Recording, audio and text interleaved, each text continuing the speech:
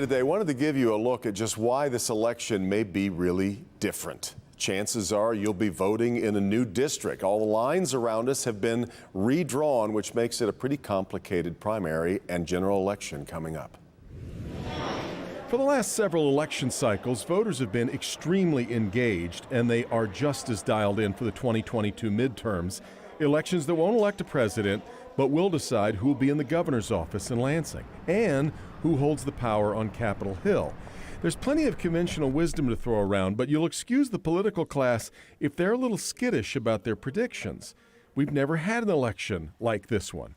I know that sounds like the usual hyperbole, but I mean it. This is the congressional map to which we've become accustomed, but this is the new one as of this year. And notice there's one fewer congressional seat. You look at the city of Detroit, for example, and Detroit doesn't even really get its own seat anymore. And it's so broken up compared to what we're used to, where Detroit used to be, 2 seats for the city of Detroit. Exactly. The districts involving Detroit now involve many more suburban voters. So consider the new 13th district. It's made up of parts of the old 13th, the 12th, and the now extinct 14th. The closest thing the new district had to an incumbent was the retiring Brenda Lawrence, leaving 9 candidates to fight for the open seat. 8 of them are African American.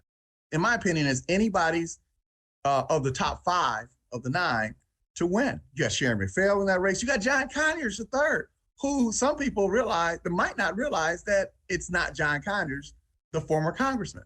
So, Devin, this thing is crazy. But the wealthy Sri Tenadar is all over the airwaves, and some see a possibility that vote splitting could allow him to run right up the middle, and America's largest black majority city could be without an African-American member of Congress for the first time since 1964.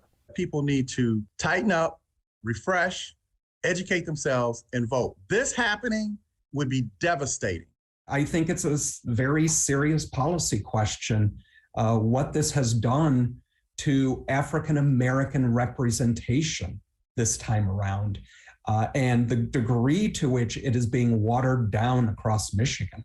Consider Michigan's 11th district. It's not nearly the winding corkscrew that it was, but the new district included 2 incumbents who decided to fight rather than move, and either Haley Stevens or Andy Levin will be leaving Congress. We'll know which one after the primary. Over on the state's west side, look at the severe shift in the 3rd district. It still includes Grand Rapids, but the rest shifts from the east to the west. And the incumbent, Peter Meyer, finds himself learning a whole new set of towns and communities as he faces a Republican opponent in the primary in John Gibbs, endorsed by President Trump. And awaiting the survivor of that race, Democrat Hillary Scholten, in a district that now looks less red than it did before redistricting.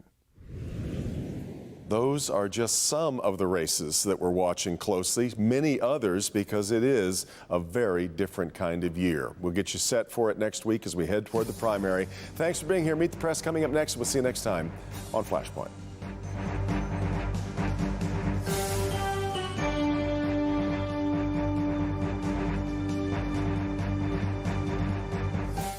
It's all